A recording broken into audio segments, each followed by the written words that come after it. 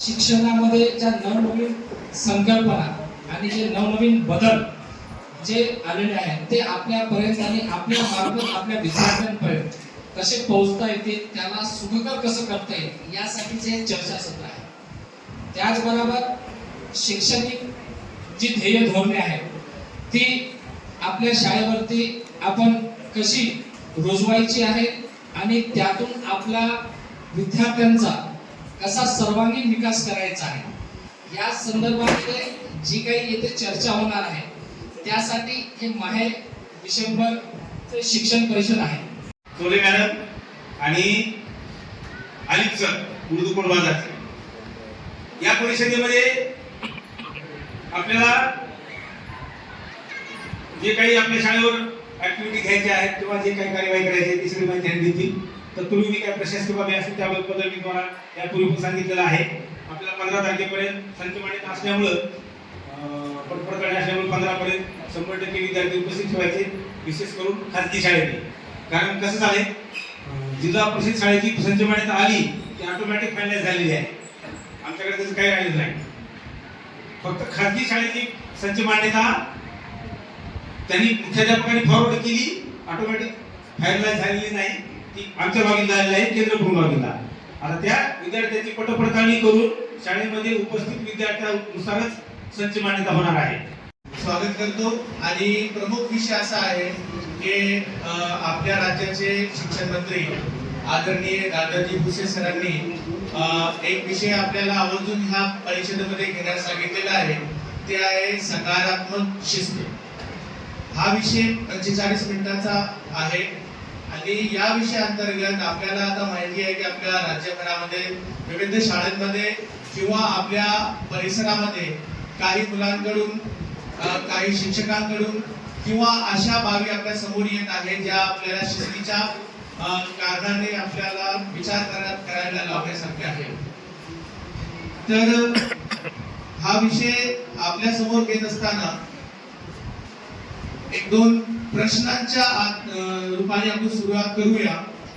पहिला प्रश्न आहे, तुमच्याकडे मोबाईल सगळ्यांकडे आहे, तुम्ही त्याची वापरही करू शकता आणि स्वयंस्फूर्तीने जे आहे ते आपण त्यात सहभागी व्हावे.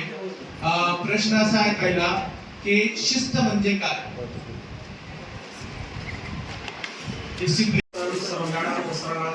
नमस्कार. शिस्त ह्या सकारात्मक शिस्त याचा अर्थ आहे की विद्यार्थ्यांना शाळेमध्ये जसं सरांनी आता सांगितले की शिस्त म्हणजे शिक्षणाची पहिली पायरी आणि शिक्षण म्हणजेच शिस्त असं सरांनी जे सांगितले तसं सकारात्मक दृष्टिकोनाने आपण जर विद्यार्थ्यांना शाळेमध्ये प्रेमाने आपुलकीने थोडंसं जवळ घेऊन जर त्यांना शिकवलं तर काय होईल, त्यांना एकदा त्यांना शिस्त लागेल. जर आपण त्यांना छडी घेतलो, मारलो किंवा दुरावलो, अपशब्द वापरलो तो दुरावेल विद्यार्थी. सरांचं म्हणणं आहे की सकारात्मक दृष्टिकोनातून विद्यार्थ्यांना शिक्षण कसं द्यायचं. तर आपण जसं आपल्या लेकरांना घरी शिकवतो त्याच पद्धतीनं त्या लेकरांना आपले लेकर समजून आपण त्यांना त्यांच्या कलेप्रमाणे त्यांच्या आवडीप्रमाणे वेगवेगळे प्रयोग करून वेगवेगळी कला निर्माण करून त्यांना शिकवणार. कारण का आता कांबळे सर वगैरे त्याची आई कामाला असल्याने आपल्या मुलाला कुठेतरी खेळण्यासाठी किंवा सांभाळण्यासाठी ठेवते, तर त्यावेळेस त्या मुलावर लैंगिक शोषण किंवा अत्याचार होतो. तर अशा घटना अनेक या संस्थेच्या निदर्शनात आल्या. जवळपास 53% हा प्रकार येत आहे. तर त्यामध्ये 53% 100% समजून त्या 53%मध्ये 97% जवळपास आपल्या जवळचे लोक असतात असं यांचं म्हणणं आहे. म्हणजे आपण जेव्हा मुलांना शाळेत पाठवतो, बाहेर पाठवतो, नातेवाईकांकडे पाठवतो तेव्हा असं घडून येतो, परंतु तेव्हा आपण काय करतो तर मूल सांगण्याचा प्रयत्न करतो पण आपण त्याला इग्नोर करतो. बालसभा घेतो त्यामध्ये या गोष्टी मांडायच्या आहेत आणि पालकांना बोलवून आपणही त्याची काळजी घ्यायची आहे आणि त्याचबरोबर पालकांना त्यामध्ये सामील करून त्यांना सांगायचे किंवा हे नेमकं बाल लैंगिक शोषण म्हणजे काय. आपण जेव्हा घटना ऐकतो तेव्हा असं झालं तसं झालं हेच माहिती आहे.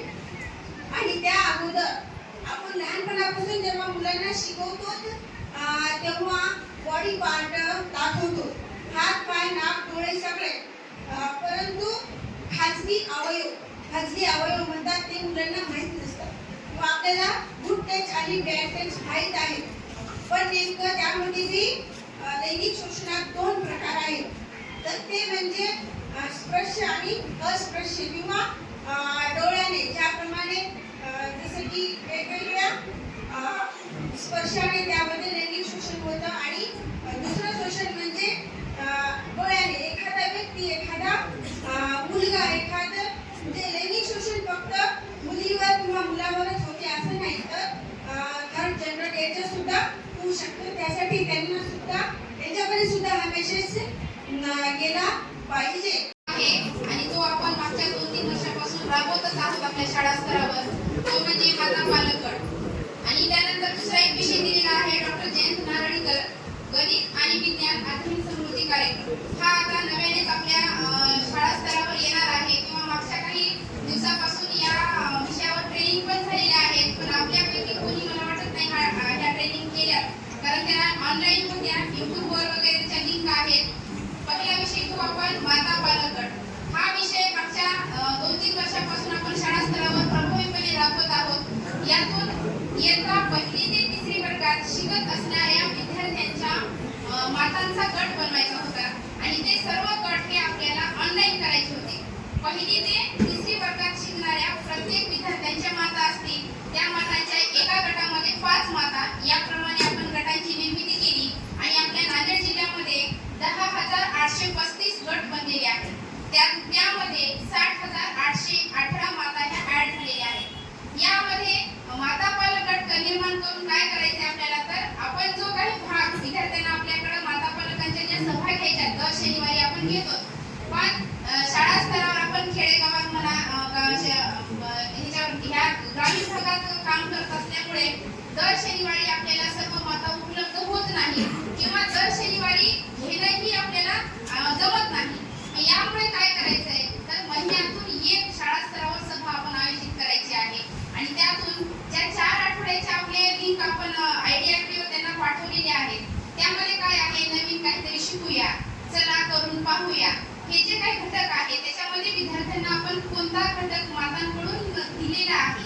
जसं की काही ह्याच्यामध्ये चित्ररंग आहे किंवा छोट्या छोट्या वस्तूंमधून त्यांचे गट बनवा आहे. मग ह्या विद्यार्थ्यांनी मातांनी विद्यार्थ्यांकडून करून घेतले का, किंवा ह्यासाठी विद्यार्थ्यांनी व्यवस्थित प्रतिसाद आपल्या मातांना दिलाय का, हे पाहून आपल्याला त्या महिन्याच्या सभेमध्ये त्याच्यावर चर्चा करायची आहे.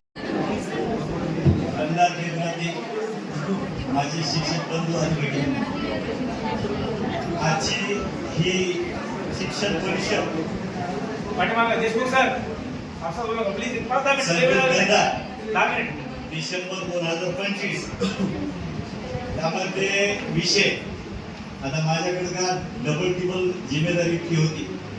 रात्री फार उशीर असायचा फोन आला आणि मग कशाही परिस्थितीमध्ये शाळा, आपली तपासणी आणि हे युनिट आमचं थोडंसं मोठं असल्यामुळे जवळपास 2,500 विद्यार्थी आहेत आणि 100च्या वर स्टाफ इथं आहे.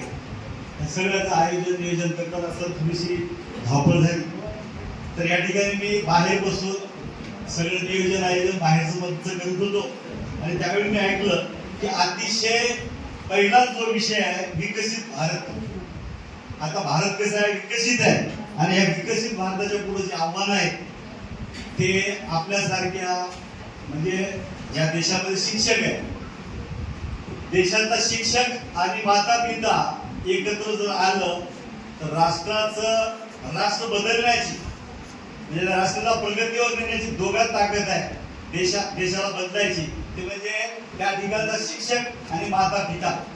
म्हणून ही शिक्षकाची शिक्षण परिषद आहे आणि त्याचबरोबर त्याच्यामध्ये विषय आहेत सकारात्मक शिस्त आणि त्याचबरोबर बाल लैंगिक शोषण, माता पालक संघ आणि स्थापन करणे. आता बघा विद्यार्थीच हा आपला केंद्रबिंदू आहे. आता विद्यार्थ्याचं हित, आता मी काही नवीन सांगायची गोष्ट नाही, माझ्यापेक्षा इथं ज्येष्ठ आणि अनुभवी, आणि मी सांगतो की माझ्यापेक्षा वयाला जरी किती लहान असले, अतिशय तज्ञ असलेले लोक आहेत. म्हणून सर मी पहिल्यांदा मला इथे एवढा आनंद झाला, मी शाळा चालू ठेवून इथं उपक्रम ह्या तिकडं चालू आणि तिकडं शाळा, तर आमच्याकडे कसे आहेत सर, शहरातले पालक आहेत आणि थोडेसे लेकरं तर घरी लगेच फोन येतात. परंतु इथला विषय बघितल्याच्या नंतर मला एक लक्षात आलं की आमचे सुद्धा शिक्षक इथं आले पाहिजे आणि त्यांनी सुद्धा इथं ऐकलं पाहिजे काय. आणि आमच्यासाठी सर संस्थेसाठी आपण जे सगळ्यांना घेतलं, म्हणजे कसं आहे, केंद्र संमेलन तुमचे होतात तर तिथं विचारांची देवाणघेवाण होते. जेव्हा शिक्षक एकत्र येतील जिल्हा परिषदचे आणि संस्थेचे, त्यावेळी निश्चित काहीतरी चांगलं घडण्याची शक्यता आहे. म्हणून आपल्या इथं आले नवीन आपले गट शिक्षण अधिकारी मेटकर सर आणि त्याचबरोबर सर कांबळे सर, वयानं लहान आहेत आमच्या, परंतु आम्ही त्यांना चांगल्या पद्धतीने ओळखतो, त्यांना आम्ही मानतो सुद्धा. तर एक वैचारिक पातळी असते माणसाची, की त्या वैचारिक पातळीचे लोक जर एकत्र आले तर ह्या सगळ्या गोष्टीला आपण न्याय देऊ शकतो. म्हणून या विकसित भारत या संकल्पनेमध्ये सकारात्मक शिस्त आणि आपल्या अशा पद्धतीच्या शिक्षण परिषदाची फार मोठी गरज आहे. कारण ज्यावेळी आपण आताच माझ्या एका मित्रानं सांगितलं, इथं कुठंतरी नॅशनल लेवलची मोठी स्पर्धा होती आणि तिथं कुठंतरी शिक्षक घेऊन जात होता. आपल्याकडे खूप आपण असे नवीन नवीन उपक्रम करतो, ते नव उपक्रम आपण एकमेकाला बोललं पाहिजे. त्यामुळंच आपली ही सकारात्मक दृष्टिकोन जो आहे तो उन्नती त्याची होते, वाढ होते आणि विचारांची देवाणघेवाण झाल्यावर आपल्यामध्ये जो आळस आलाय, आपल्यामध्ये जे कंटाळपणा आलाय तो निघून जातो. त्यासाठी अशा परिस्थितींची फार मोठी आवश्यकता असते. मी माझ्या इथं दर महिन्याला पालक सभा घ्यायला लागतो सर. इथं माता पालक संघ जो आहे आणि मी इथं कटाक्षाने बघतो की इथं बसलेल्या सुद्धा भगिनी जास्त आहेत आणि माझ्या सुद्धा इथं पालक ज्यावेळेस मी सभा घेतो त्यावेळेस इकडं पिता पालक कमी असतात आणि माता पालक इथं हजर असतात.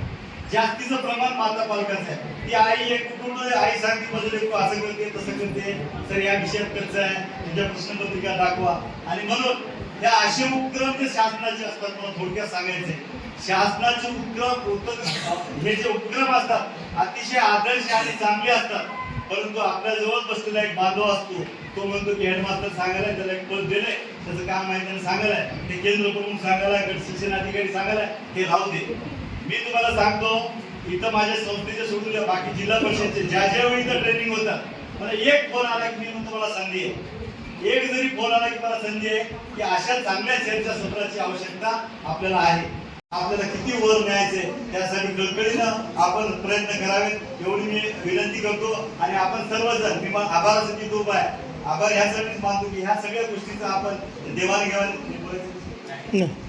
सर्वजण इथं आपण जमलो आणि एवढे विषय विकसित भारत, सकारात्मक शिस्त, बाल लैंगिक शोषण आणि माता पालक संघ स्थापन करून या सगळ्या गोष्टीवर एक सकारात्मक विचार करून आपल्या भागातल्या गोरगरीब वाडी तांड्यावरच्या विद्यार्थ्याचा आपल्याला कसा विकास करायचा आहे आणि ह्या समस्या कशा बाजूला करायच्या आहेत एवढा जरी विचार आपण जाऊन घेऊन आपण त्या ठिकाणी केलं तर ते बरं होईल असं मला वाटतं. आणि म्हणून हे सगळं तुम्ही ऐकून घेतला, इथं आलात आणि व्यवस्थित बसला, एवढी शिस्त आहे, कुठंच आवाज नाही. तर सर्वांचं मी ह्या संकुलाच्या वतीनं, कंधारच्या आणि आमचे केंद्र प्रमुख कांबळे सर आणि या सर्वांच्या वतीनं, सर्व आमचे मुख्याध्यापक सगळे सर्वांच्या वतीनं सर्वांचा आभार मानतो आणि याच्यानंतरचा जो आदेश आहे तो संयोजित देतो.